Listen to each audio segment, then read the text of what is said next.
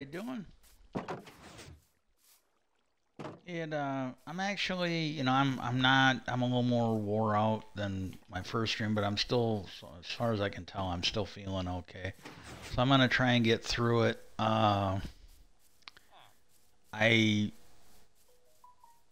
well, I'm not gonna say it's bad news. I got news. First thing I want to do is get my call to action out there. Um, get a hold of everybody. And I mean, and again, this is both of these things, I think the second one's a little harder to want to help with. But both of these, if it's something you really don't want to do, hey, fair enough. This isn't like global warming or renewable energy or not wanting people to terrorize election. Where this isn't something where we can disagree on and not be friends. But I did. I think it was on my stream yesterday where I was doing Diablo. I think I went into a lot of detail on it. But just get a hold of everybody that you vote for. I mean, if you want, from the dog catcher on up, and just ask them to legalize assisted suicide. On a cliff note, I got health issues. I don't think I'm ever going to be able to work again, and I struggle to do this shit. And this is not anywhere even close to a real fucking job. Um, there he is. And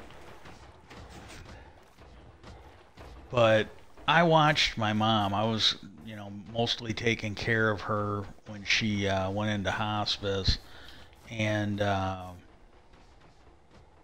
wasn't fun.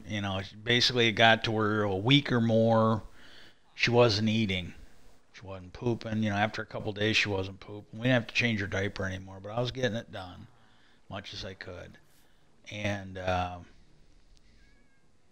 then I'd say the last 3, 4, 5, 6 days, she wasn't even really able to take any water. And I just think that in a world where we're watching kids get murdered in school, and we're watching people who work at abortion clinics and that get shot, nightclubs get shot, churches and synagogues get shot, and you've got one political party that thinks it's cool. They would rather, support people with small dicks and large gun collections, or they'd rather support terrorists that want to overthrow the government than protect kids and that. I think forcing people to watch someone die through starvation or dehydration, or forcing someone who knows they're never going to get better, can't work, or someone that's dying, force them to go through that if they don't want to. I think it's wrong. I think it's immoral. Um, it's definitely against the Hippocratic oath. First thing, do no harm. Well, a peaceful, dignified ending, I would say, is better in some cases than the alternative. So please do that, I'm asking. The other one is, and it sounds like the Schumer's amendment is going to get a vote. It sounds like that is coming up for a vote. And and this one here, I think you pretty much just have to write the people in the federal government, but write them, the president, maybe even the cabinet secretaries, definitely the elected people in Congress, your representative in the House, your two senators in the Senate. If one of them, if you live in a state like mine where one of them is a fucking idiot, then maybe just write to the other one. Uh, I'm sorry, Ron Johnson is a senator from my state, and he literally said that he was only involved in the insurrection for like a minute. That's all it fucking takes. I sincerely hope they eventually prosecute him. I sincerely hope he's found guilty legally under the law by a preponderance of the evidence. Basically, beyond a reasonable doubt, I think would be the same. And I hope he fucking dies in prison from old age, or he takes a Jeffrey Epstein. I don't really give a shit. But that guy is a fucking traitorous piece of shit, and I hope he gets what's coming to him. I really do. But write them and ask them to support Majority Leader Chuck Schumer's amendment on UFO disclosure. That's a little misleading. It's a little different, but everything I'm hearing sounds like it'd be better than what we got now. And Senator Christian Gillibrand in New York, her and Rubio had an amendment they want to put into the intelligence bill. Schumer's will go into the defense bill. They had one that they wanted to go into the... Basically, write them, say, get both of those passed. I think we need both of them. Maybe we don't, but I would like to see both of them passed. And I don't know what we're going to find, but we're going to find something, because you've got witnesses who've been deemed credible by inspector generals. They listened to Grouch. They investigated what he told them, and they had the security clearance to look at everything. And they informed Congress that his complaints were credible and urgent. And one of the things, now I know he told more to them in classified settings, but what he said publicly was there is money being misappropriated. There is money that Congress has set for certain things, and it is being used for things that Congress did not authorize and doesn't know about. And this is an Iran-Contra level of crime. I would say it's worse, because at least with Iran-Contra, we knew what they were doing eventually. We knew that they were, and I can't remember exactly, but basically they were getting guns for terrorists is what it amounted to. And you got to think, this is the same administration, Reagan. They trained Osama bin Laden, the guy that brought the buildings down on 9/11. They trained him. They funded him. They trained him. They taught him how to do it. But this was another one of their little foreign policy nightmares that they did. Well, there were people that went to jail. Now, they got off on a technicality, and I think it's bullshit. George Flynn tried that bullshit too, or General Flynn tried that bullshit too, Mike Flynn. He tried the same bullshit where he's like, well, nobody told me lying to the FBI was a crime. Well, that's what happened. These people had to go testify before Congress. I think they all had lawyers, and they testified, and then they said, oh, well, we didn't use our Fifth Amendment rights. We testified, so and so basically somehow these guys became magically immune to the crimes they were convicted of, and they had to be let out of jail. Again, this is like what we got now, where these Republican cocksuckers do not have to be held accountable for the laws they break. It's like, you guys had lawyers. If you guys didn't know that you had a Fifth Amendment right, well, then you're guilty of being stupid, and you got to stay in jail anyways. But they got away with it. And you had General Flynn and others expecting the same bullshit over the crimes they committed under the Trump administration. This shit isn't right. I mean, it just isn't. But let's get this passed, because maybe we will find out that there is leftover residue from something and all the aliens are dead, but we found ships and other technology or tablets or something. Maybe we'll find out that modern day religion is a fucking lie and we've been lied to. Maybe we'll find out there's some kind of clandestine thing between something that appears to be demonic and UFO. I don't know. But what I think we're going to find one way or another is we're going to find corruption around the military contractors. We're going to find that money is being stolen, embezzled, whatever you want to call it, misappropriated, our tax dollars. This is the stuff, we don't know what it's being spent on. And the additional thing I think we would find is one of the congressmen, now he's a Republican, you can say what you want, but I think he's dead right on this. He basically said that every time that the Pentagon is audited, they're off by like $1 billion or more. And you go back to World War II, Harry Truman used to have these waste, fraud, and abuse hearings.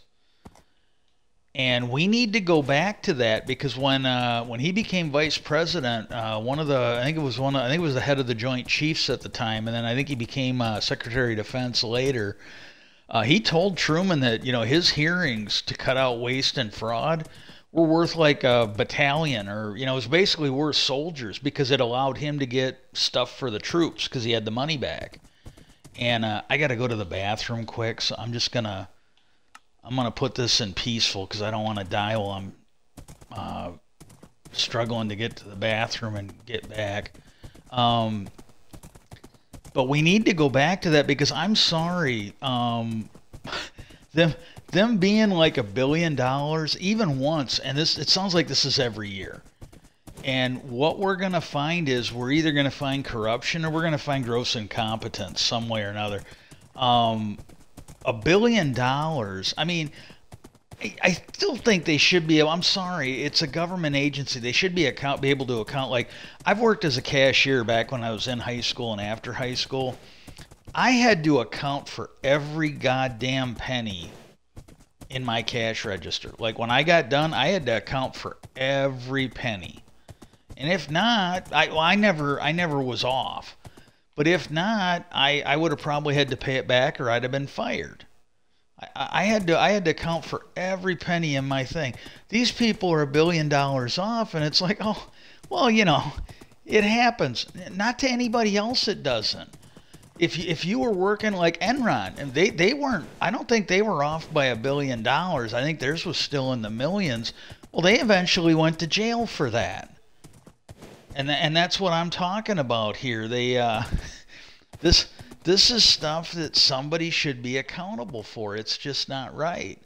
And they need to get to the bottom of it. That's what, like, if they get to the bottom of it, well, first of all, they're going to find all this money that's being misappropriated.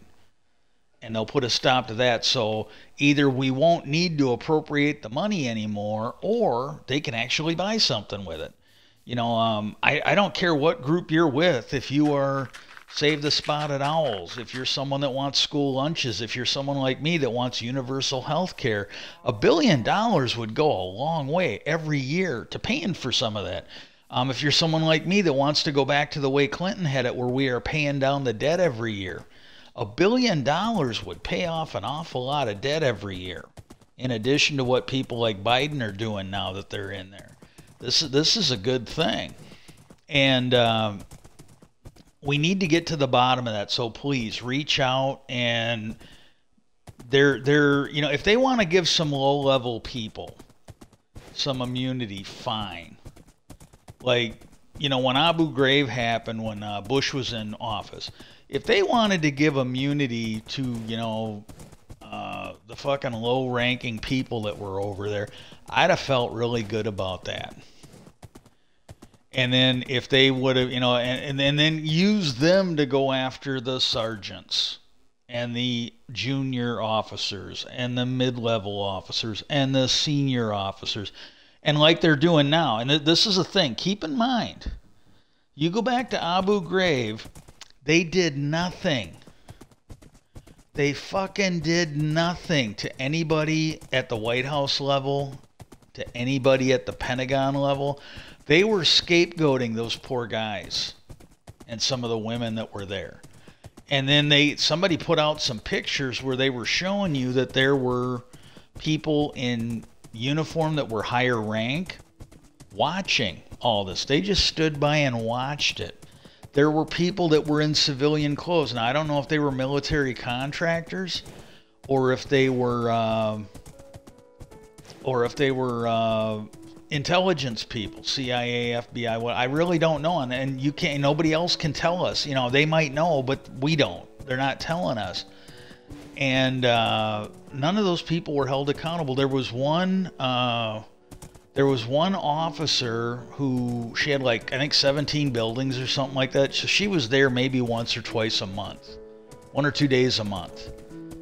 And I would be willing to bet that shit wasn't going on when she was there. Well, they scapegoat her. Just like when Bridgegate happened. This is a Republican feature. You can't write this off as a one-time thing. This is a Republican feature. When Chris Christie had that Bridgegate scandal work, they found one girl that worked for him to scapegoat. She got charged. Chris Christie got away with it. All the other men that worked for him got away. This is fucking bullshit. I'm sorry. It just is. And And they're doing the same thing now. Merrick Garland didn't seem to have any interest in prosecuting Trump or the other dipshits, that were in his little band of, traitors or whatever. We still haven't seen anybody prosecuting the people in Congress that were given the recon tours or who were tweeting out it's 1776 the morning before it happened, and tweeting out like Nancy Pelosi and the vice president's location, so the people that were building the fucking gallows outside the Capitol could find them and hang them. No, we haven't seen any of those people held accountable. None whatsoever. None of them. And it didn't look like he was going to. And I think this is something we really got to give Liz Cheney, Adam Kinzinger, and all the Democrats that were on that January 6th committee. I'm a Democrat, so I really want to give a shout out to Liz Cheney and Kinzinger. We owe them a debt. America owes them a debt. Justice owes them a debt. All of them. Because if it hadn't have been for them, it really seems like Merrick Garland, because Merrick Garland and the guy at the FBI, Christopher Wray, they let the Secret Service and they let the Department of Homeland Security delete evidence. They knew that people wanted their phone, and this was not a first-time thing for the Secret Service either, because if you dig into the Kennedy assassination, you find out that the CIA deleted evidence then. There was something where they were going to look into it again years later, and when the Secret Service found out that they might want those records, they just deleted them all. So those records were gone. And and it's been pretty widely reported, like when he got killed in Dallas, state law. Anybody that gets killed in the state gets autopsied in the state. Well, the CIA or the Secret Service, they ran roughshod over the local guy who would do the autopsy, the public examiner or whatever he is. They threatened him. They basically showed him their gun and said, you're either going to get the hell out of our way or we're going to run right over you. This is something where they should have been maybe put in jail for it. But see, they got away with it.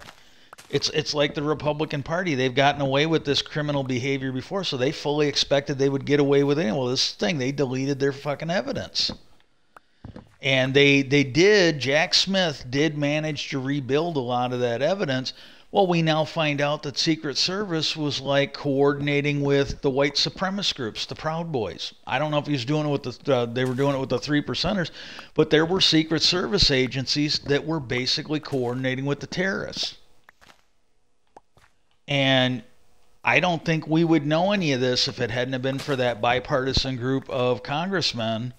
And some of them, it cost them their job. Kinzinger, now he probably would have cost him his, but he gave up, and I don't necessarily blame him. I'm not trying to badmouth him. But Liz Cheney tried to run. She lost. And I think there were one or two people that actually voted to impeach Trump that actually were able to keep their jobs. Everybody else got elected, got pushed out. They it's crazy. So in a case like this, they cannot give the higher up people. But like with Abu Ghraib, if they would have wanted to prosecute the high ranking people and give immunity to the people that were privates and corporals and stuff like that, I'd have felt okay about that, because this is something you got to cut the head off the snake or it's just going to happen again. It's the same way with this. These people that are involved in criminal activity for either covering this up, misappropriating money, covering up criminal activity by not reporting this stuff or whatever, all of that has to be accountable for it. But again, if you got low-level people, I'm okay if they get away with it. But the people at the mid-level and higher need to be held accountable. What you do is when you convict them, you give them better jail sentences. Those people, you don't give them immunity. You don't give them a pass. You lock them the fuck up. If they've done something where they're facing the death penalty, maybe you take that death penalty off the table. maybe if you've ever seen Shawshank Redemption, maybe instead of putting them down in amongst the sodomites, you offer them like, protection a little bit. They're still going to be in a shitty jail. You don't put them in Club Fed, but you maybe offer them like, well, we can get you a single room, or instead of 15 years to life, maybe you get 10 to 25 years or something like that for good behavior. If you give us everything we need to convict all your co-conspirators, that kind of thing. And they really need to get on that, because that's the thing I'm afraid of. They're going to basically give these guys immunity. They're going to basically, give them the Epstein treatment where they don't put them in jail for their criminal activity. And given a couple of years, this shit will all happen again. No, they need to put people in jail. They need to send a clear message that stealing our tax dollars is wrong, and you're going to go to jail for it. You're probably going to die in prison for it. They need to send a real clear fucking message to these people. And if you send enough of a message, this is something Ralph Nader said a number of years ago. He knew a lot of lawyers that told him flat out that if they could steal a couple $100 million, now this was back, they probably want a little bit more now, but back in the 90s, they were telling him that if they could steal a couple $100 million, get to keep the money, and go to like a federal country club prison, Club Fed, they'd do it because it's more money than they could honestly make doing their job. And if they were going to get to keep the money, why not? And that was that FBI agent, and I think they started this under Trump. But there was an FBI agent. Now this is the guy, I can't remember what it was. I think he was the one that was in charge of the unit that said Donald Trump didn't have any activity with Russia. Well, he was getting paid by Russians.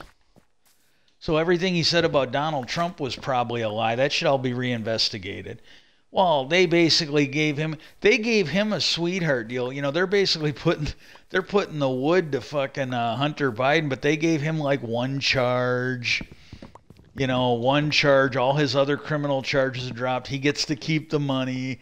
And I'm sitting there, I'm listening to this when they were talking. I'm like, you got to be fucking kidding me. And they basically want to throw the book at Hunter Biden, and this fucking piece of shit gets like a slap on the wrist. Because that was one of the things that came up. They had a plea deal worked out with Hunter Biden. Well, his lawyers and him thought, well, good, I'll plead guilty to this, and then everything else is forgiven. Oh, no, they didn't do that for him.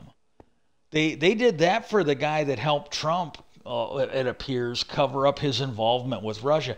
That guy got all his charges dropped. But Hunter Biden, no, we gotta put the wood to him. It's like, I'm sorry, this is just wrong. This is a weakness of Democrats. It really is, and this is something they need to get rid of. On some level, they should be able to tell their people, yeah, I'm not doing this.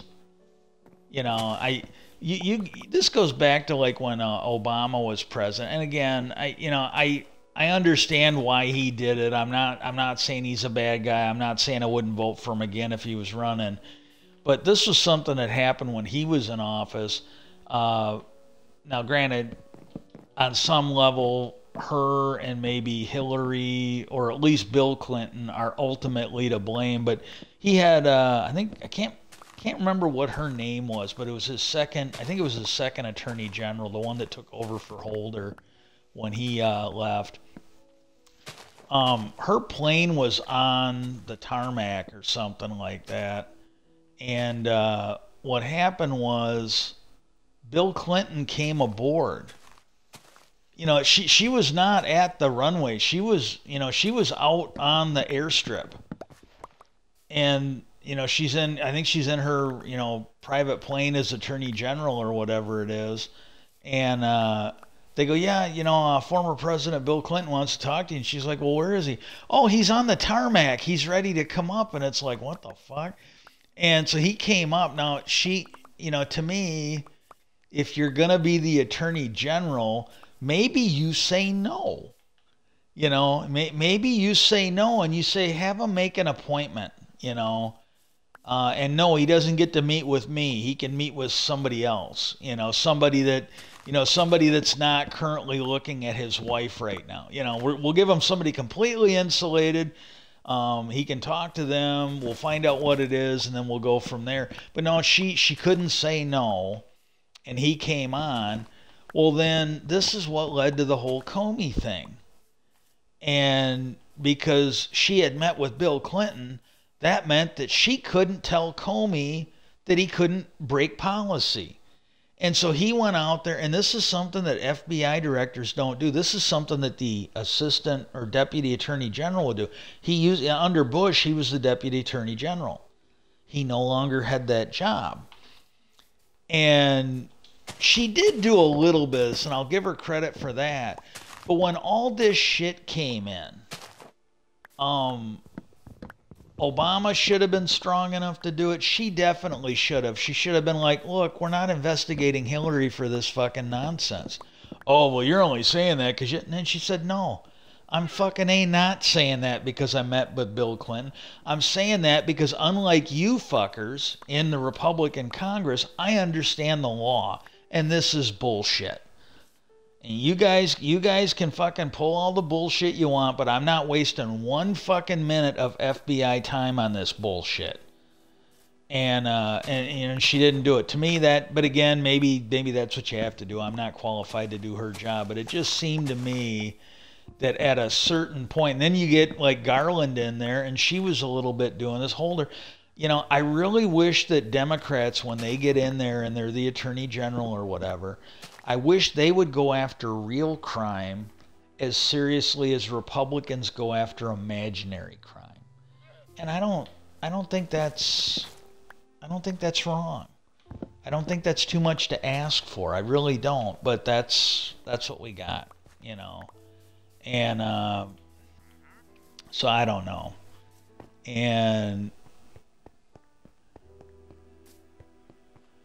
But anyways, so yeah, that's I really don't want to see any of them in the UFO committee get, maybe they got low hanging fruit. Like, if it turned out Bob Lazar did something he shouldn't have, and he didn't, and whether he knew about it or not, if Bob Lazar did something that would technically be a crime, I could see him getting away with it. You give him a pass, and then he tells you everything you want to know. I'd be okay with that. I'd be okay with that every day of the week and twice on Sunday. I really would. And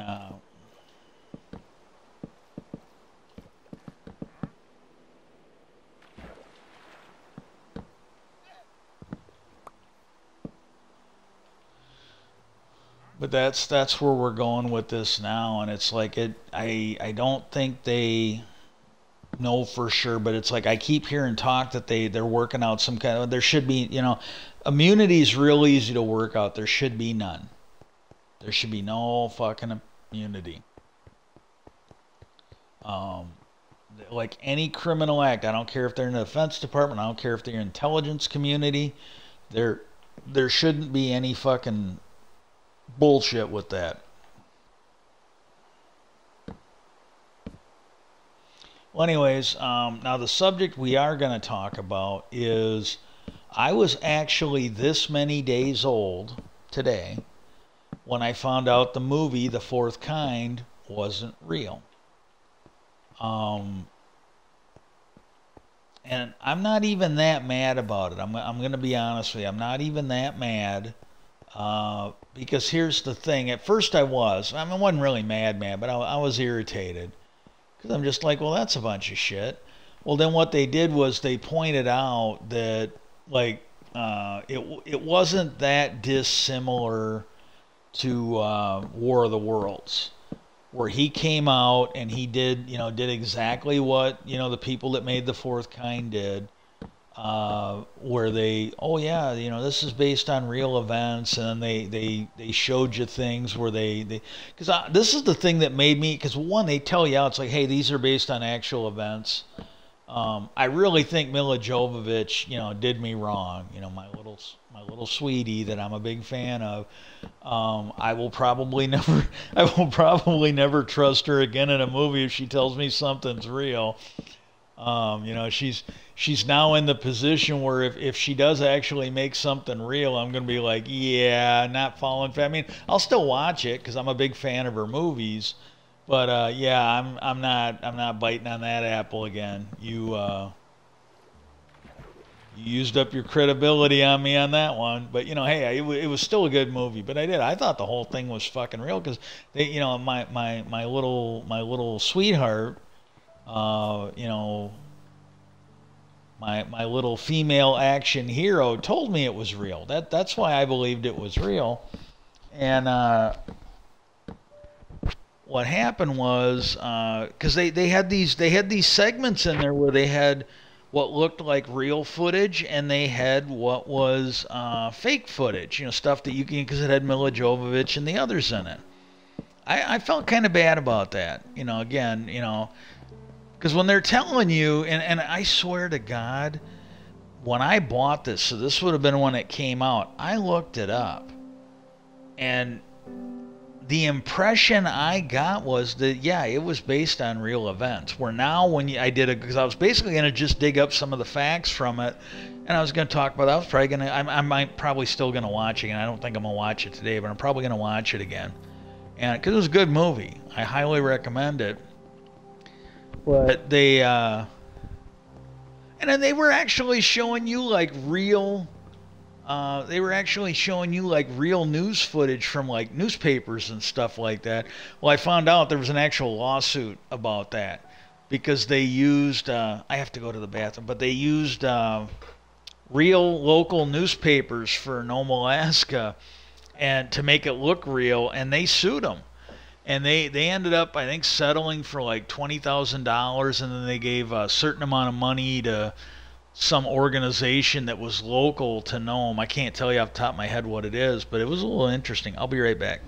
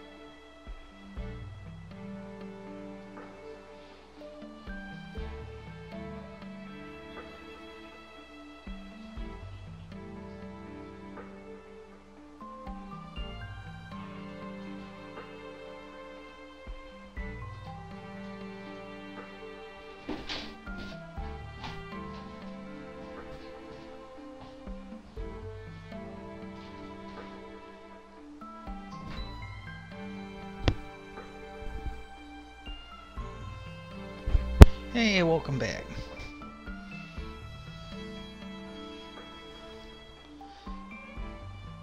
Yes, I was a little disappointed. That, I mean, again, it is what it is. But the other thing I thought of is I'm actually, if you haven't seen this one, as far as I can tell, it should be something you could watch.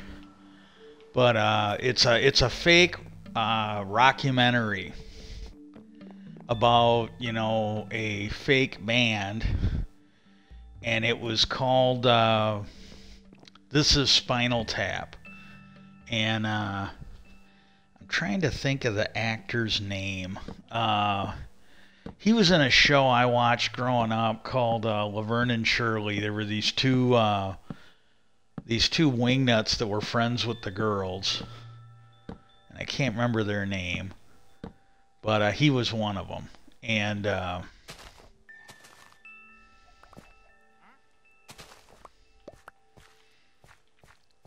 And then he was in Best in Show.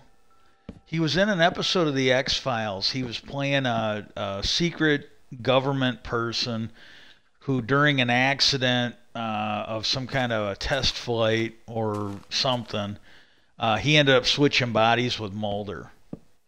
I'm trying to, I can't think of the guy's name, and he was in the movie Coneheads. He was the guy that he was the guy that wanted to put chips in the he was the guy that wanted to put chips in the illegal Mexican, the illegal aliens that were crossing the border. He wanted to put chips in their neck, and then if they came back over, they'd hit the invisible fence and get killed. And and I think that's funny. I thought that was really, really funny. The sad thing is, it was meant to be a ridiculous joke in a movie.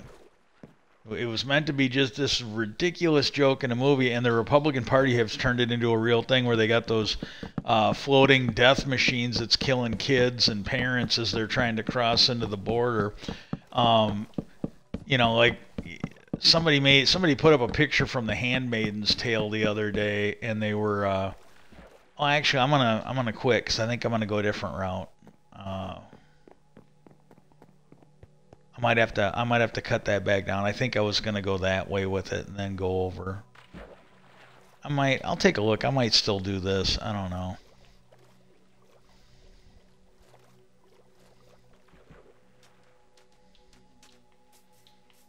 I just remembered that when I was doing this the other day, I kind of thought,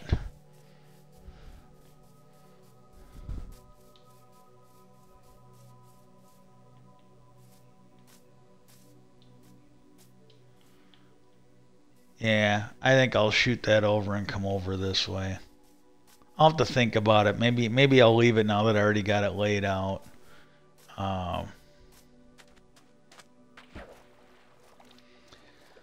But they had a picture from the Handmaid's Tale, and I can't remember the exact comment. They're basically talking like there's people trying to make it true, and I go, well, yeah, the Handmaid's Tale. Some people saw it as a warning. Some people saw it as a goal. I mean, it is what it is. I don't consider human rights political. I don't consider treating people decently political. I personally don't view letting people have a living wage. I don't consider any of that political. And if you do, I think that's sad. I think all of those things should be considered just basic facts of human rights, and that is not something I can agree to disagree on. I can't. And well, anyways, what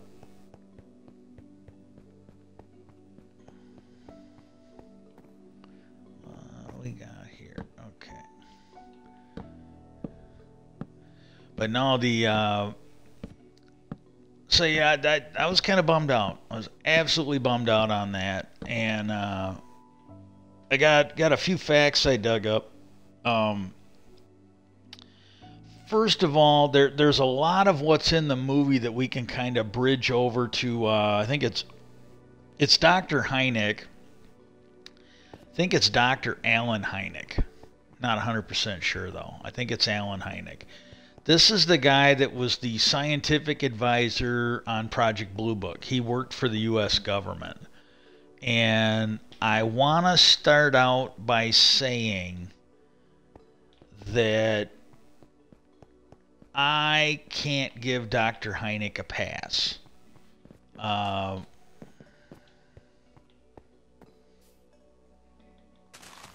What happened is there are people who research UFOs. They pointed stuff out to me, and some of these people, unlike I'm not a professor. I am not a physicist. I'm not a professor. I'm not any type of a professional scientist. And I'm not going to be one of these ones, because I actually ran into somebody like this on Twitter. They're like, oh, well, you're a UFO investigator. No, I'm a hobbyist. I am absolutely a hobbyist. I do not have any advanced degrees in anything. Because this is the thing I think you have a problem with. And it isn't just in UFOs, but, for the sake of this argument, we're just going to talk about UFOs. You take like Neil deGrasse Tyson. He's a smart guy. He absolutely is. And I got to tell you, I want to thank him for one thing and one thing only. Him coming out and fumigating on UFOs and offering his unexpert opinion on a lot of things, I suddenly came to an appreciation from all my math teachers. Because back when I was healthy, back when I was younger, I didn't really need, I didn't need scratch paper. I could do most of it in my head. I mean, I just could.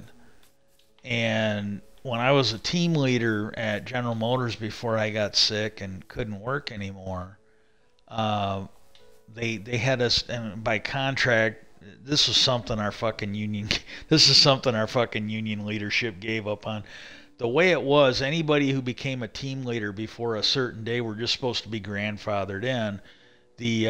What they were doing had been agreed upon in the contract. It was only for new people, because the whole point of them allowing it in the contract was it was not going to be a way to try and force older workers out of their jobs. And that was just understood. And so by contract, we were not supposed to have to go through I really didn't give a shit, but we were not realistically supposed to go. So they broke the contract, and our fucking union leadership let them.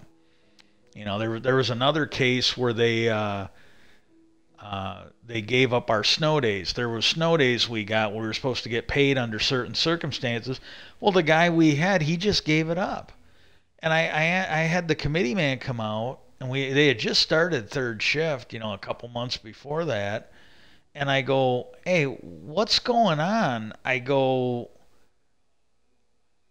some people are saying they're not going to pay those snow days. And he goes, well, they're having a meeting on Wednesday. And he goes, we'll know what's going to happen after that meeting. And I go, I'm being told it's in the contract. I go, shouldn't you be able to tell me today? And he goes, I can tell you what's in the contract. And that's all he had to say. He goes, I can tell you what the contract says. Well, so they basically, it was, again, he didn't say this, but I knew what he was getting at. Contractually, I can tell you what it means, but he goes, they're going to have a meeting on Wednesday, and we're going to find out if our shop chairman's going to fucking sell us out again. It's like, whatever. And, but we had to do it, and what was funny is a whole bunch of us, and I think I might have been one of them. There was this, it was part of the TC, and the fact that I didn't pass it, I'm like, okay, this thing's ridiculous, because I might not have got 100%, but I should have been able to pass it. And what was funny, and I will give him credit for this, the plant manager we had at the time, he couldn't figure out what the big deal was, so he agreed to take the test. Oh, he got he got a lower score than I think. I might be wrong on this, but I think he got a lower score than like 90% of the team leaders that took it. So then they're like, okay, the test is a little ridiculous. We agree. Because he, and this is the thing. He was brave enough to take it, so he was probably thinking like me. Well, it ain't that big of a deal, We'll take it. Well, he failed on it too. It was not a good test. And see, one of the guys we worked with, he had gone through this at his, and so that's another thing. He should have been exempt too because he'd already gone through this. They should have had his test records from his last plant. Well, he told us, he didn't have enough seniority to become a team leader where we're at. But he said, he goes, look, I did this down there. He goes, you got, he goes, because he knew I wasn't worried about it. But he told me, he goes, look, you can let everybody know. He goes, I went through this down there in Muncie. He goes, the test basically amounted to you taking answers off of one piece of paper and putting it on another piece of paper and handing it in. And we were told by, this guy, he retired before I got sick and couldn't work at all anymore. While I was sick, but I was still able to work. He told us flat out, he goes, hey, it's going to be an open book test. Don't worry about it. No big deal. Well, then when the test happened, fucking Broomhilda came in and said, all your stuff on the floor. And it's like, wait a minute, we were fucking lied to. The thing is, and I'm just as guilty, we should have basically put in a committee call and told them we weren't doing a damn thing until we got our union reps in there. And we should have told them, hey, when so-and-so was in here, he said this would be an open book test. 2, by contract, we're not supposed to have to take this fucking thing anyways. And 3, you can get her the fuck out of here because she's pissing us the fuck off. And I'm as guilty as anybody else. I didn't think about it. But yeah, that we should have done that because we were flat out told by someone in management, somebody fairly high up, that this would be an open book test. It's like, and it wasn't. 1, 2, 3, 4. 2, 3, 4. But anyways, a lot of what you do see in the movie, it can be linked to Dr. Alan Hynek, and at least I think that's his name. If I'm wrong, I apologize.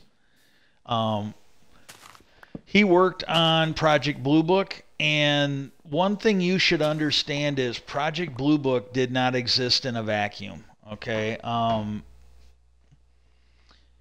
I want to say it was like 1947 to maybe 79 or something like that. But you had Project Sign. That was the first UFO study project, and I believe that one is the one that goes back to 47 or around there. That was like the earliest one. And my understanding of it is the government came back, the military, they came back and said, yes, there's something unearthly about these. There's something that cannot be equated to human involvement. Well, the top generals didn't like that, so they fired every general that came up with the correct answer, fired them. And then they created what is known as Project Grudge was the next one. Now, you tell me, Project Sign sounded open, warm, and inviting. After they did not get the answer they liked, they fired everybody, so there's a message there. And after they fired everybody, they called its replacement Project Grudge. I'm kind of thinking they were sending a fucking message to whoever the next general was going to be to not give them answers they didn't want. I firmly believe that. And I'm going to have to go to the village and buy some stuff to repair my garden snips here. And but no,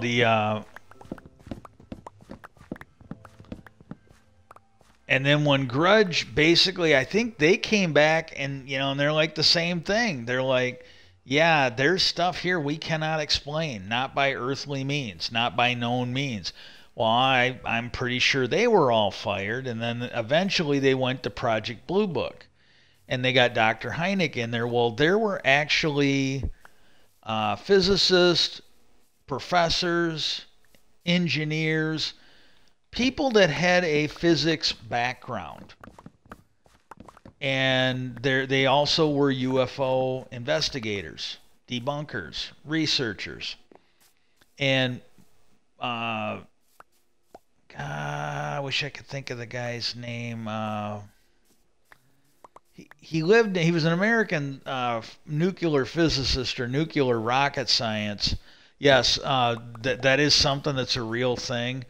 They have made or at least designed rockets that would be powered by nuclear energy, and they fly a lot faster than the chemical rockets. They probably shoot out some radiation out of the background too, um, but no, they. Hang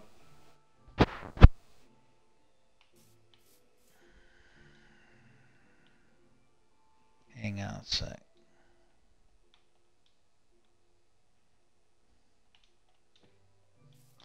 Yeah, I gotta go repair my tools. But no, yeah, I gotta go this way. Um, a lot of them said that they looked at the answers Dr. Hynek gave when he was with Project Blue Book, and he said, they said a first year physics student would be probably flunked out of the course if they gave answers like that. But these were the answers he was giving.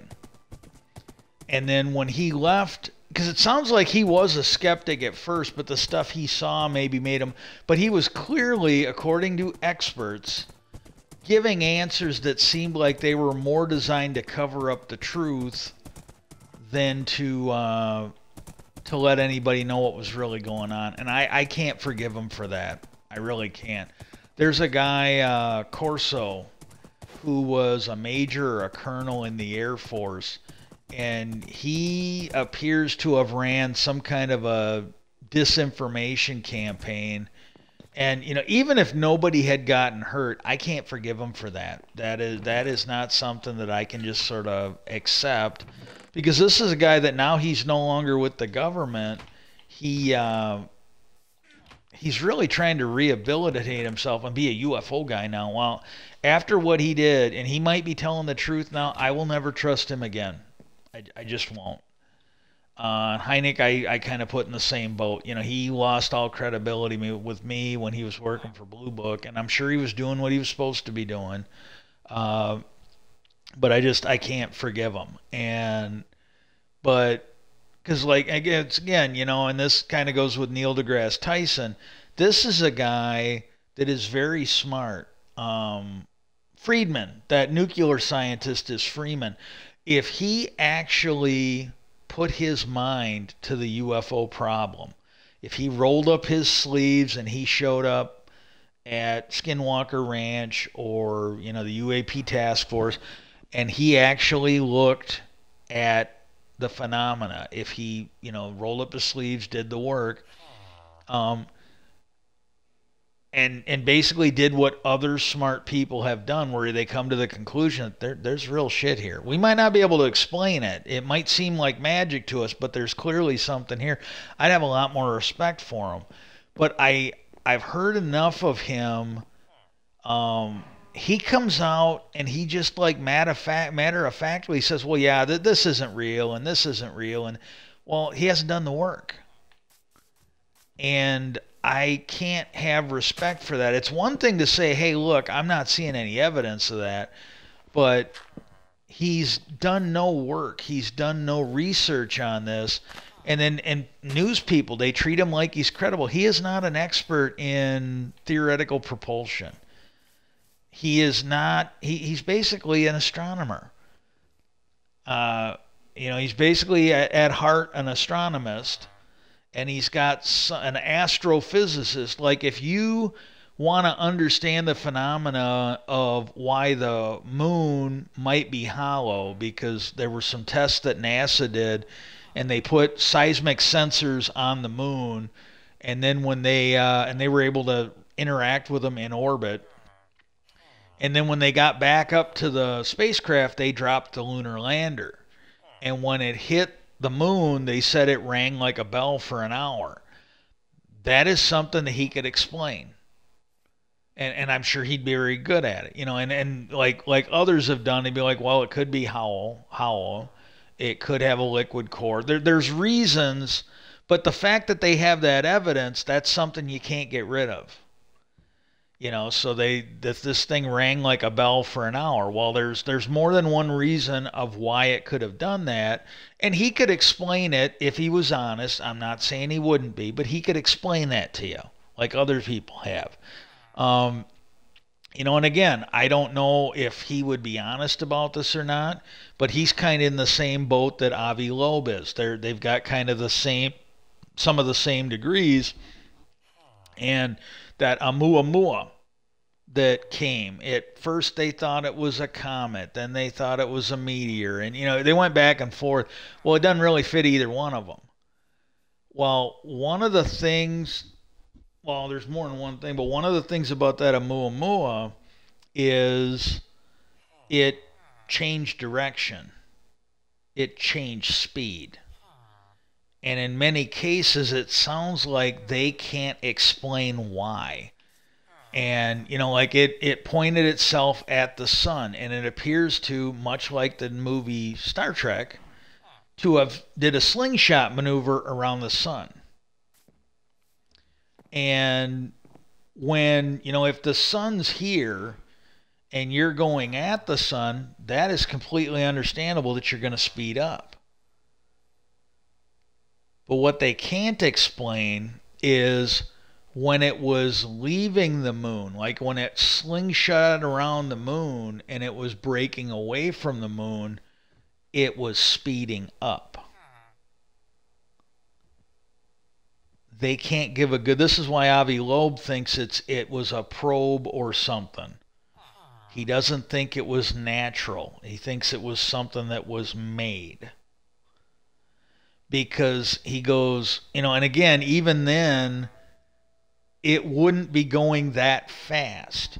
But like they were saying that, like, I don't know, it's either a comet, I think it's a comet, not a meteor, but if it's got frozen ice and it melts because it's near the sun, then you could have an emission from it that would make it speed up.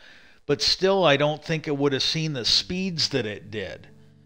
But like Avi Loeb said, well, there's no indication that it was losing mass, because that's the thing. Like, if it was melting and gas was coming off of it and propelling it, well, again, it likely would not have propelled it that much. It was probably already going too fast for that to make any difference to its speed. But even if it was true, there should have been a massive reduction in the size of it as that gas melted. As the ice became gas, it should have lost mass, and there's no indication that it did. And and this is the thing, but if he put his mind on it, he could be like Avi Loeb, and he could be looking at the facts, and but he doesn't do that. He just goes out there, oh, it's not real, I'm Neil deGrasse Tyson, let's move on. And like I said, the only thing he's ever done that made me grateful is he at least made me understand why some of my math teachers wanted me to show my work, because this guy's making some really bold claims. Hi there, sweetie. I love you. You're welcome to sit with me if you'd like. Yes, you are. It would be nice if he could show his work. How are you coming to these conclusions? What is your theory of this? What was your process for coming to this? Because, if all it takes to become an astrophysicist is just run around and tell people no, well, I got a new fucking career path I can look into. I can run around and tell people no, where's my paycheck? I'm not trying to be that big of a smart ass, but it's like it on some level, yeah. Okay.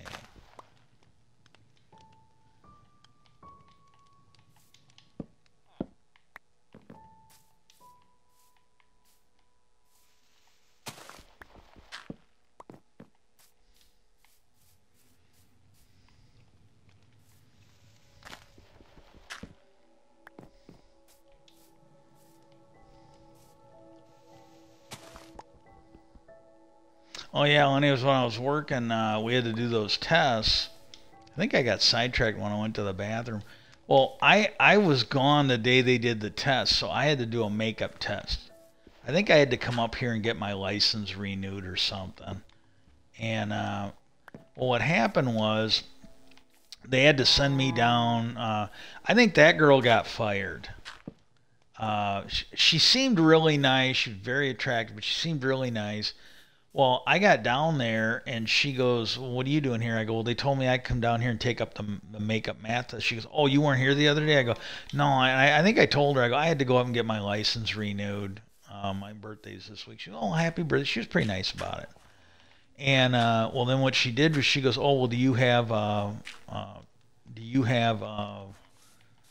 calculator?" And I go, "No, I don't have a calculator, but I don't think I'm gonna need one." Well, she let me borrow her. She was really nice. Well, I went in there, and I'm not kidding you. I'm not sure I even used the calculator. I banged it out, and when I went to take it back to her so she could grade it or accept it or whatever, and she was gone. And so I was sitting there waiting at her desk. When she came back, she goes, "Oh, was there a problem?" I go, "No." I go, "No, there's no problem." She goes, "You're not done with that test." I kind of started smiling. I go, "Yeah, actually I am." She goes, "Oh my God." She goes, "Was my calculator useful?" I go, "I think it held the paper down." I told her, I go, "Here's my," I go, "I really didn't use it." She goes, "There's no way you passed if you," she goes, "You sure you don't want to?" I go, "No, I'm content with it." And she looked at me. I go, "Look," I go, "I'll be happy to wait if you want to grade it." I go, "I'm kind of curious." And it was like 100%. She was freaking out. Well, she probably raised in Indiana, and it's like, yeah, I don't think there were a lot of people down there who could pass that math test like I did, even with the calculator. 3 + 3 = Jesus, and and you put it on there. But yeah. So, anyways, it is what it is. But yeah, Hynek was involved in Blue Book. And then, another thing I found out, because again, I was going to talk about the fourth kind. That was my intent. And after his government work, he created the Center for UFO Studies. CUFOS. I've never heard this. I don't even know if it's still around. But again, this was the misinformation guy for Project Blue Book. I would not be a bit surprised, and in fact, I might be a little surprised if it wasn't. He was probably not taken that seriously with the UFO community because of his work against it, would be my guess, and I think that's fair. And then this surprised me, and this again, maybe if he'd have been Carl Sagan or if he'd have been Dr. Friedman or whatever, maybe he'd have had better luck. But again, with all the work he did against it, it's entirely possible they didn't see him as credible. I have no idea. I'm just speculating. I don't. I'm just saying, But he urged the UN to create a central study group of UFOs at the UN. And maybe they did, and it's just been kept secret. I don't know. But basically, what Schumer and Gillibrand and some of the others in Congress, Burchett and others, that's kind of what they're calling for. The military guys that tested, they said they need this all to be centralized. So if this is true, Hynek was calling for this back at the end of the 70s, beginning of the 80s. He was going to the UN and saying the world needs this. You need to make this happen.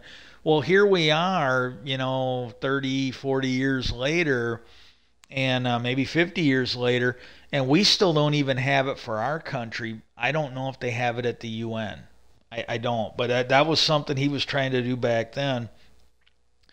And then this thing, the fourth kind, it actually comes from Dr. Hynek. Even though the movie wasn't real, there's things in it that are real.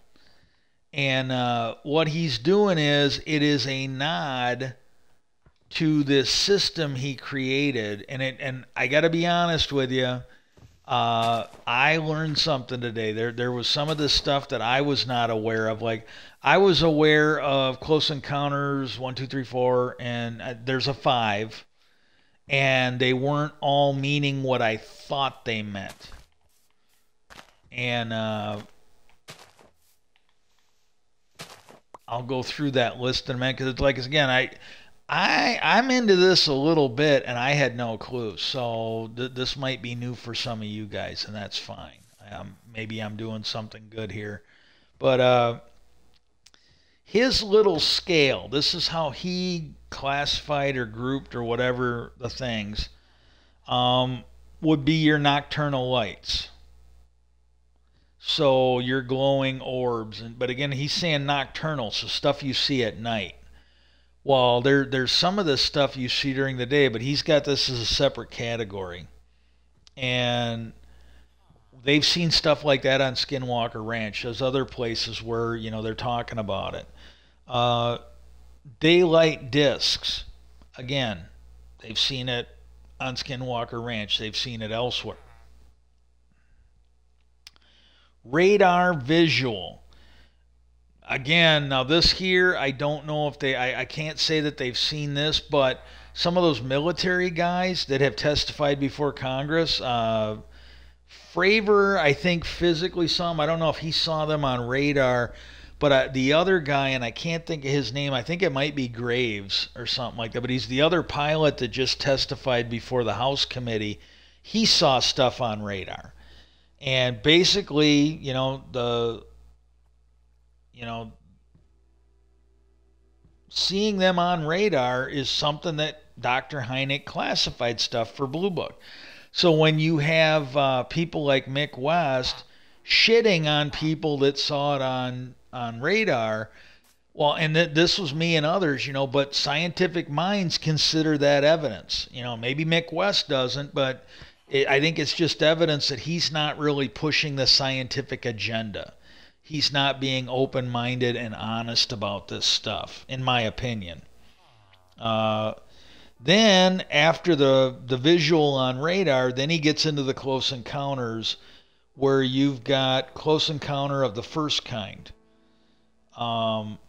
That there, and this is something I didn't know. I figured that was just a visual sighting, but for him, it was a visual sighting within 500 feet. If it was outside 500 feet, it was probably the daylight discs or the nocturnal lights. So again, he wanted it close enough.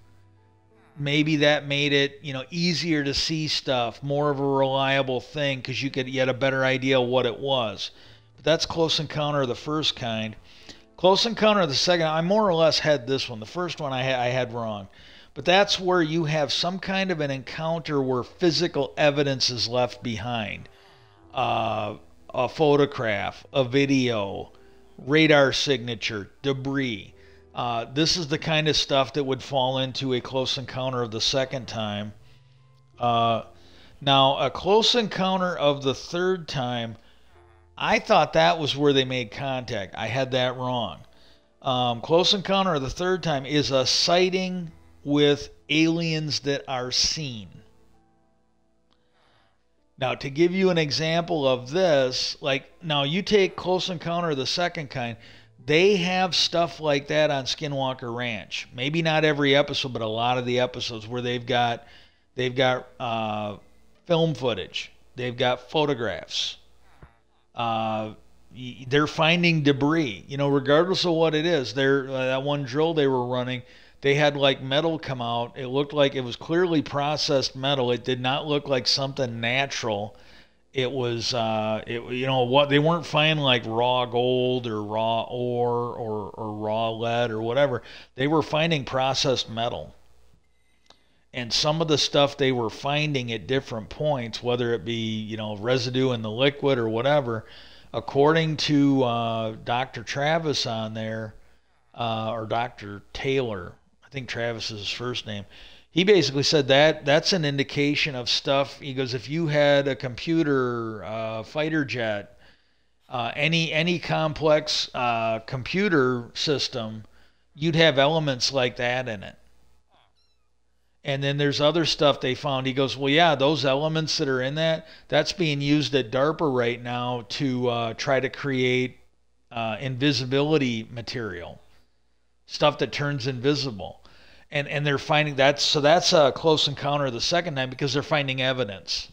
Now maybe it's nothing, but that until you know one way or the other, that's the way it should be classified for their further review.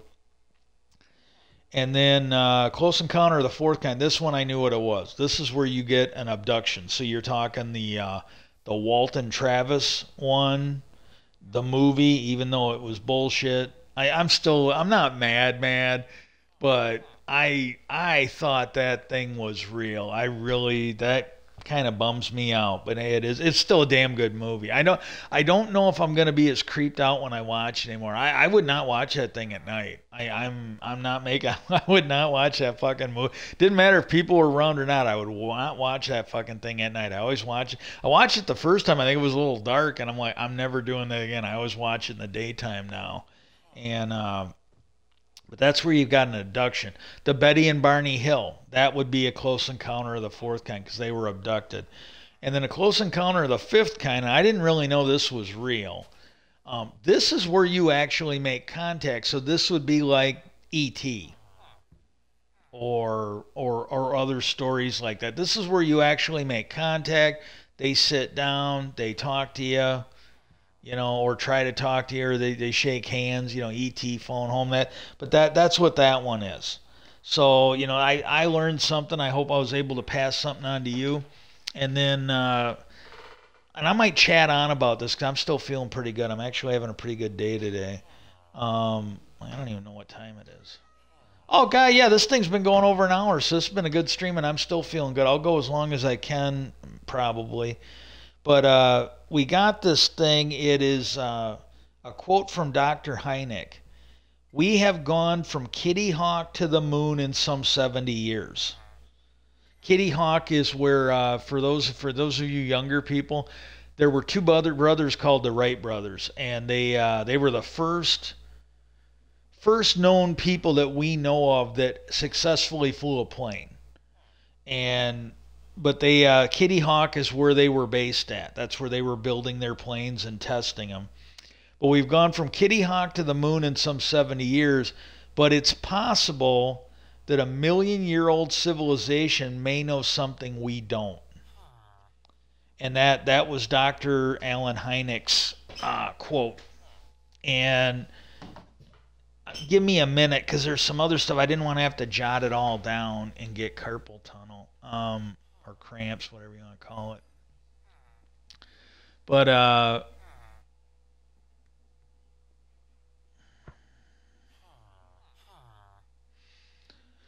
okay, yeah, that's the quote from him. Now this is the quotes from Dr. Alan Hynek, Proceedings of the First International UFO Congress. So he gave that quote there. Now, in the movie, there were people that, and again, I up until recently, I thought this was fucking real. But they use it where these people were seeing owls. She was doing regression hypnosis on it, and they were seeing these owls. Well, what you find out is, with this thing I found today, is something that is known to ufologists.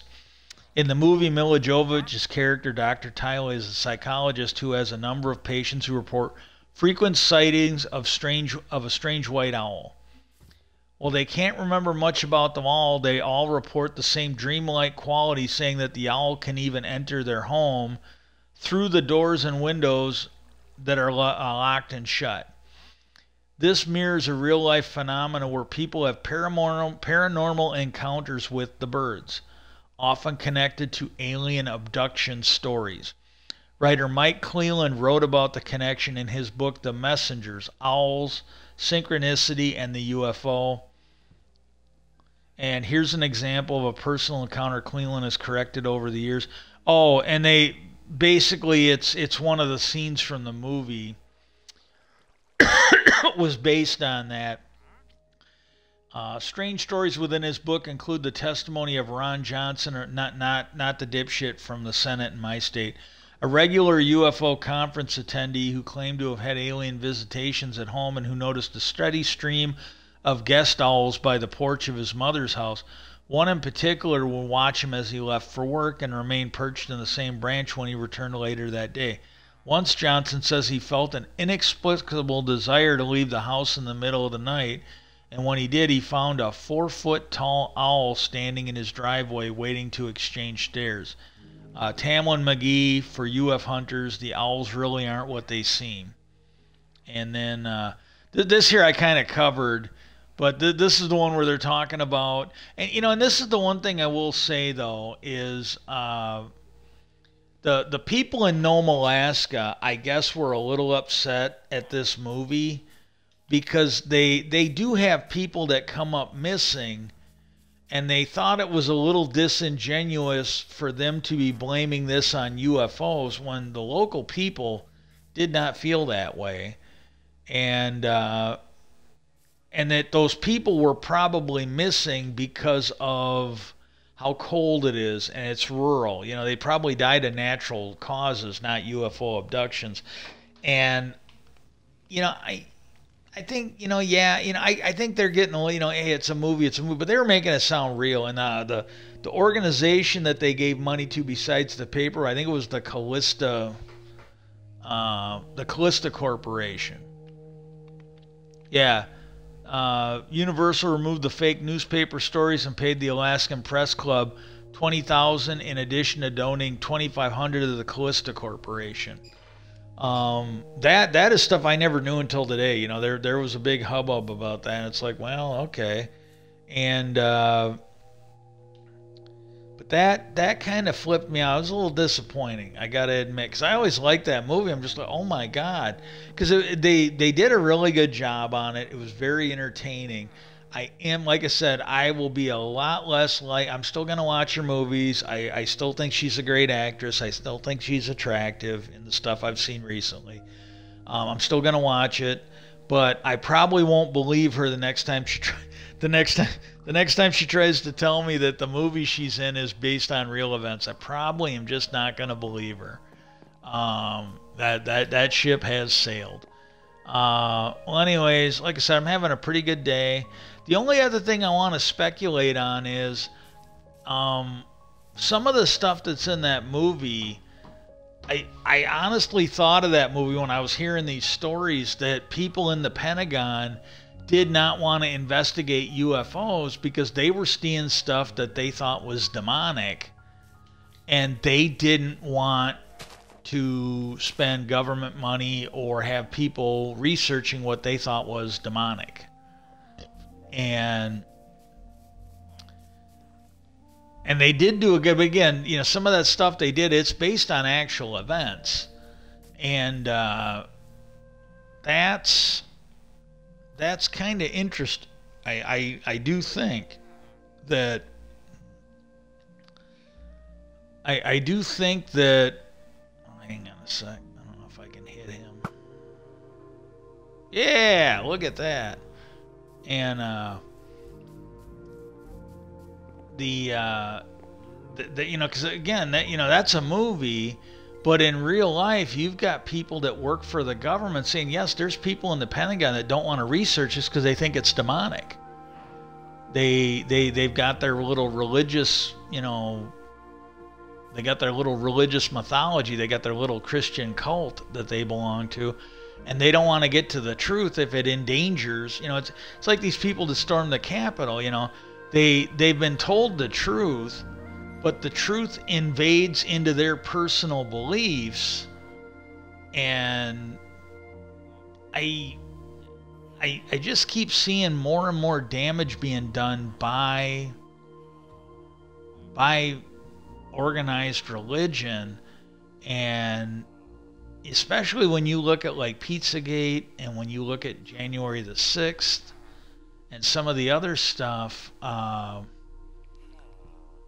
the damage that is created by it, I kind of wonder if maybe we've outgrown our need for it because it's doing damage. it's creating people dumb enough to believe this shit that's being pushed. And I honestly view it as kind of a threat to maybe the world, not just our country, but the world. Because all you need is somebody like Putin or somebody like Xi Jinping or somebody like Trump to take advantage of it, or a Mitch McConnell or a Michelle Bachmann. And again, some of those people, I don't know, I think they might have been true believers. Look at all the people that flock to like Alex Jones. And you really got to ask yourself, if Charlie Manson had access to the internet, if he had access to podcasts, if he had access to Twitter, how much more damage would he have done back in his day? When you have people that are not terribly bright being taken advantage of by these snake oil salesmen, it's putting us at risk. You take that Jim Jones guy from, I can't think of the, basically got a bunch of his followers to commit suicide. They all drank poison Kool-Aid. Jonestown, I think is the name of it. But like Jim Jones, you look at these modern day televangelists, the ones now that are buying this bullshit that there's some kind of a pedophile ring being run out of a pizza place in D.C. and one of them went and shot it up. Well, if you had a Jim Jones who had the internet or had a weekly Sunday show where he preached his former religion, how much damage would he have done? The Branch Davidians down there at Waco, Texas, how much more damage would they have done if the internet, like if you had modern day stuff back then? Heaven's Gate people, and this one here, I'm sorry, he got people to cut their fucking nuts off or something like that. How much more damage could that would have been if he'd have had more access to the lunatic fringe that's on the internet? These people are not mentally stable, at least in some areas. This is the part that scared me when I went down to Indiana. Is I always, before that, was under the impression, and I ran into friends that were like this too, from up here, so it's not isolated with Indiana. But I always used to feel that if you had these people that believed in the flat earth or lizard aliens or whatever the other bullshit, I mean, really, I think we got to at least keep an open mind now, some of the stuff we've heard. But I used to feel that if these people were out there, they weren't functioning. They were just, I'm like, these guys can't be real because nobody could function if they're this stupid. So I always figured they were faking it. And then I ran into people down there, and you meet them face to face, and you could judge by their reaction. These people could function normally, and I don't know if it's just because only part of their brain was damaged, or it was a learning thing, or if they were properly medicated. I don't know. But I worked with people. I met people down there. They were decent people. They were smart people in certain subjects. But then you get them on the right subject, and they're just dumb as a fucking stump. And that's when I started learning about the Dunning-Kruger effect, that, you have to have a certain intelligence on a subject to know that you don't know anything. If you are below that threshold, then you're like Donald Trump, where you think you won an election, and you think a crowd is bigger than the pictures actually show it to be. And there were a lot of people down there. If you got them on the right subject, they were like fucking nuts. They were just absolutely nuts. And and this is the only danger I really see to the whole UFO thing. That's going to become a bigger deal if we actually do get disclosure.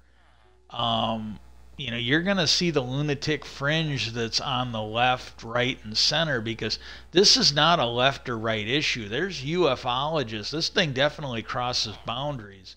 And you've got a lot of people out there that have their mind made up. I was kind of speculating this. Somebody put up a post where they were kind of running down organized religion, and I told them, I go, well, I go with the facts that we're finding out now, and I go, it would really seem to suggest that there was an ancient civilization on this planet.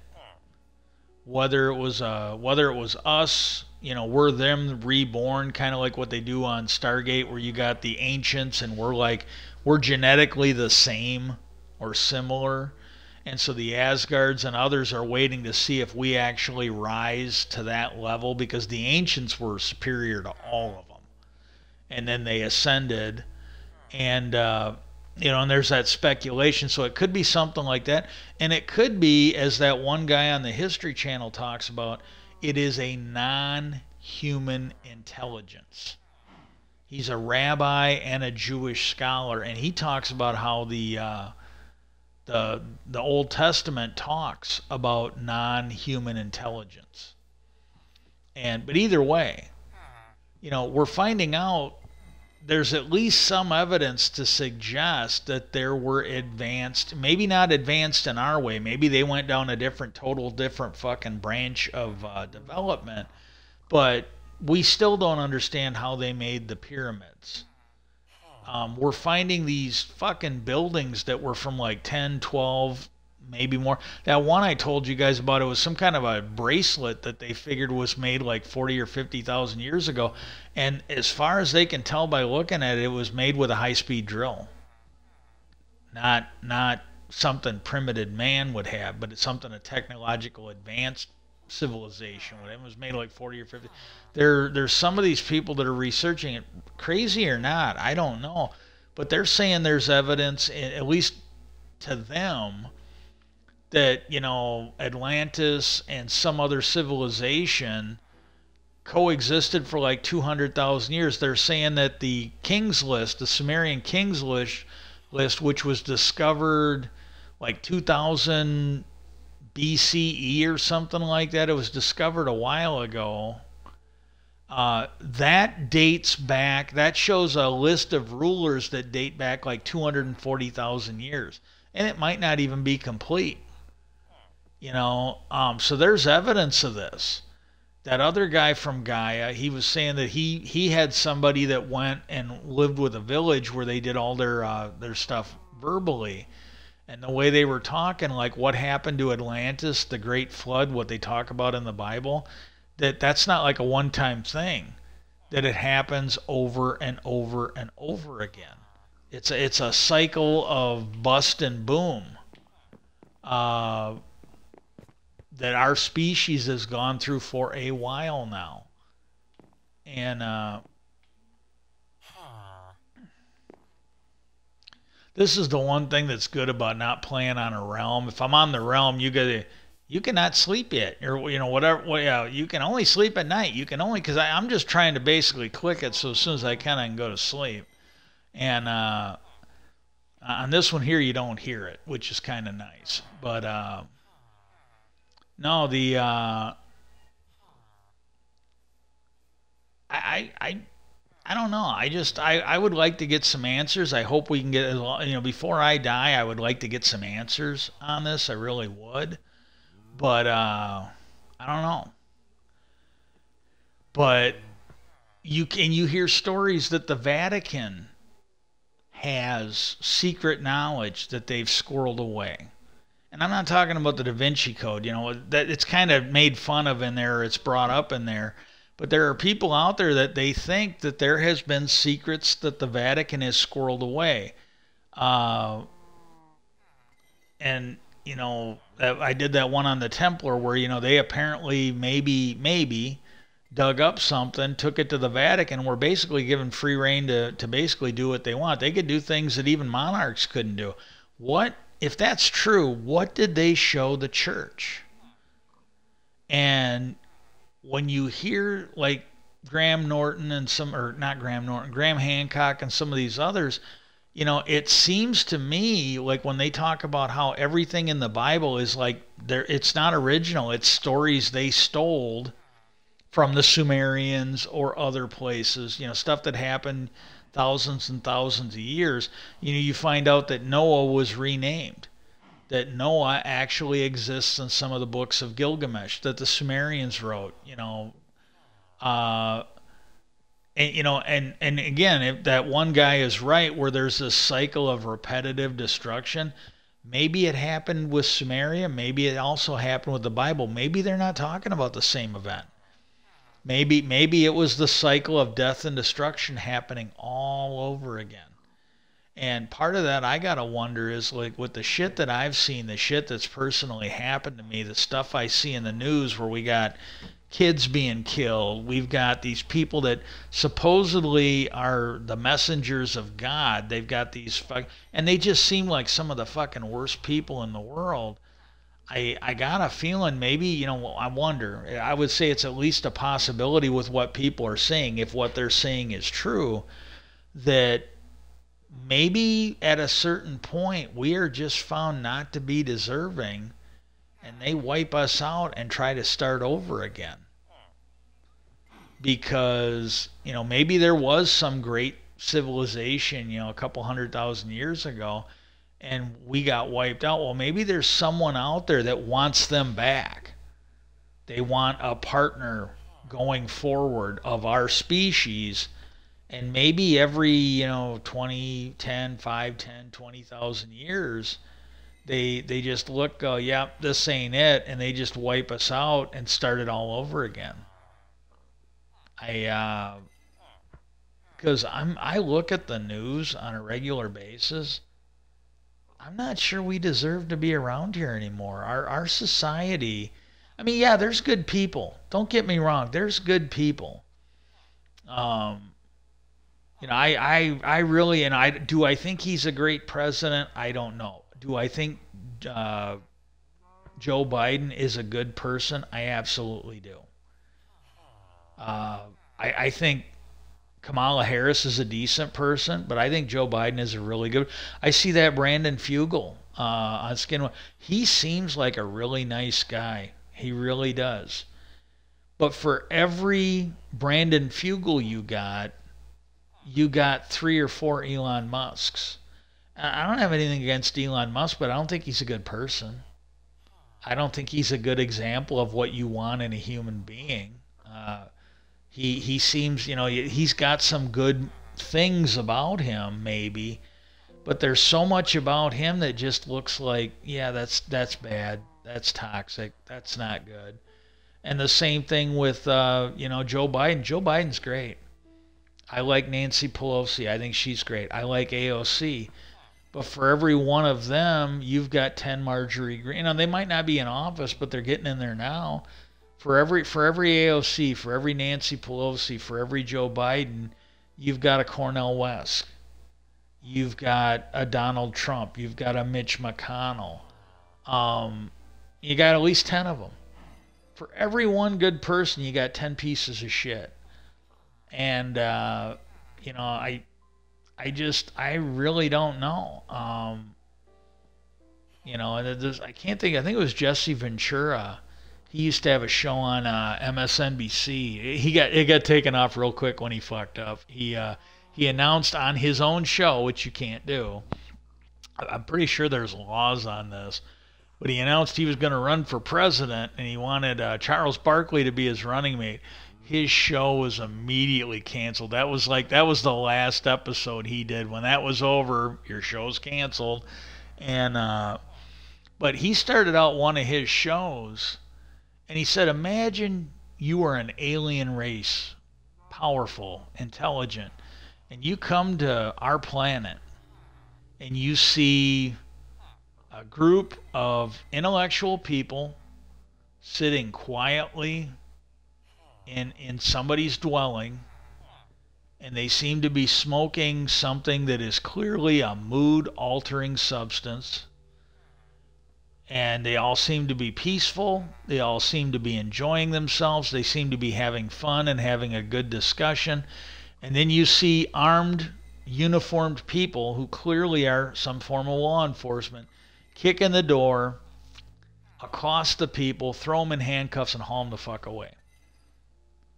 You see that. You don't know anything about us. You don't speak the language, nothing. But this is clearly what happened. People who do not appear to be appear to be harming anybody, are arrested, incarcerated, and carted away. He goes, and then you go and watch some kind of a sporting event. And he described a football, with a ball. He was describing a football, and they're playing. And in the stands, watching this event, people are clearly drinking a beverage, which is clearly a mood-altering substance, and they're getting violent. And they're acting out. They're getting into fights. And nobody seems to be making that big of a deal out of it. Occasionally, armed people come in to break things up, but nobody's arrested. He goes, how would you judge us as a society? And I'm like, that's what I'm getting at. When you look at, what's going on with Putin, and if you know the history of it, there are European countries that after Hitler, they said never again. Well, guess what? They no longer have a moral authority to say that because it's happening again, and they're doing nothing. There's all these European countries. Germany should be leading the fucking charge right now. They should be basically storming in there and fucking kicking Putin's ass right out of Ukraine. The next kid he kills because they should be just fucking terror bombing Russia. That was a promise to the future, never again. Well, Israel's another one that should be helping out. And guess what? Never again don't mean what you think it is because it's happening again. They're just letting it go on. A lot of what Putin's doing, it was the same fucking reasoning with Hitler. Oh, well, we just need to appease them. We need to, and they're doing more than they did. But, and luckily the cool thing is Ukraine is just indomitable in spirit. As long as we can keep the Republicans from getting in charge to fucking selling them out, Ukraine's doing great. They really are. But I don't know. But I look at everything going on and I'm just like, you know what? If it comes out that some, because they talk about a Oumuamua, there's really weird shit going on with the government when it comes to UFO stuff.